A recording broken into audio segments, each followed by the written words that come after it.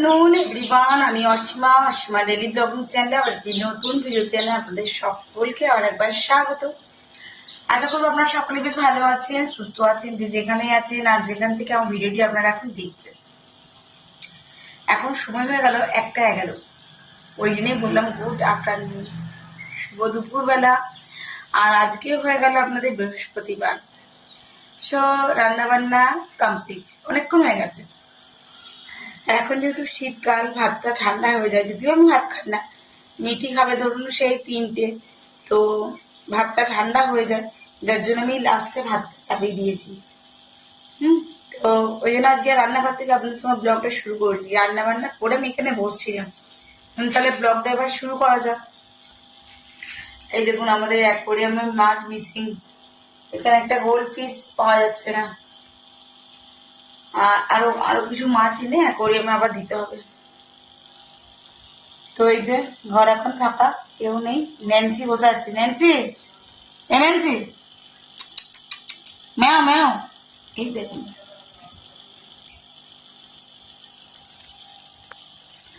তো চলুন তবে ব্লগটা এখন থেকে শুরু করি। আর আজকে দুপুরে, বৃহস্পতিবার দুপুরে লাঞ্চে কি কি করলাম অবশ্যই আপনার সঙ্গে শেয়ার করব। আর মিঠি বলেছে আজকে মোমো খাবো, ভেজ মোমো, চিকেন মোমো নয়, ভেজ মোমোই খাবে। দেখা যাক গাজর আছে কিনা, তো আমি ওগুলো কাটিং করে রেডি করে রেখে দিই।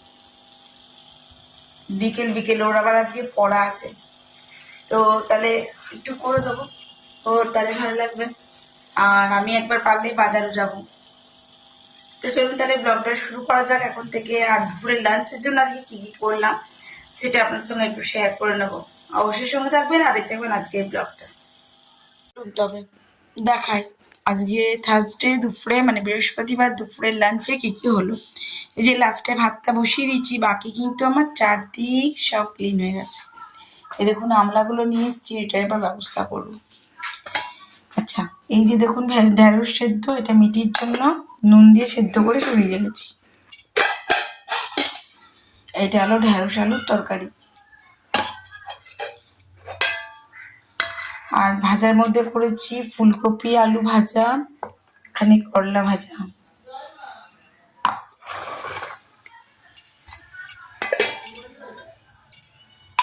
আপনার পোস্তটা কালকে, আর এই কুমড়োর ছক্কাটা এটা হলো কালকে।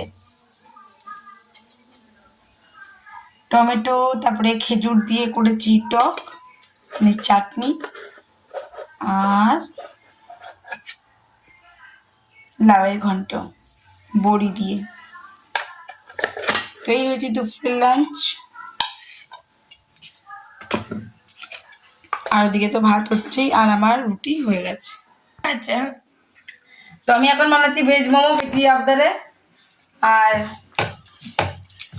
এই যে আমি এখন ময়দাটা বেলছি। আর দেখো আমার কাছে যেহেতু মোমো স্টিমার নেই, ঠিক আছে, বাট ইডলি মেকার আছে আমার কাছে, বাট ইডলি মেকারটা আবার কে বার করছে, উপরে তোলা আছে, যার কারণে আমি তোকে কড়াইটার মধ্যে করে দেবো। আর এখানে সয়াবিন দিয়েছি, চিকেন দিইনি আজকে। তো বেটিকে ঝপাঝপ করে দিই, তারপর তোমাদেরকে শেয়ার করবো কেমন হলো। চলো,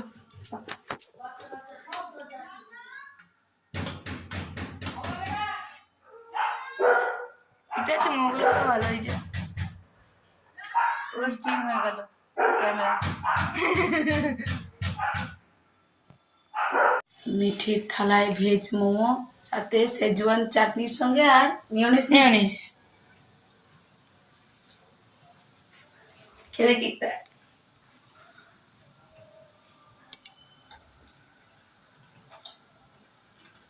খুব ভালো হয়েছে, তাও সয়াবিন দিয়ে ভেজ।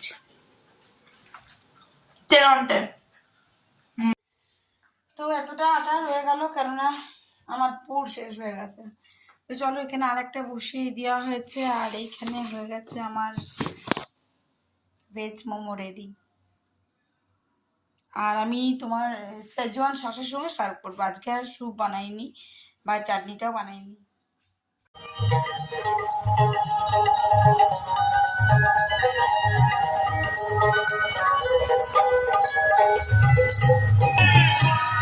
এই যে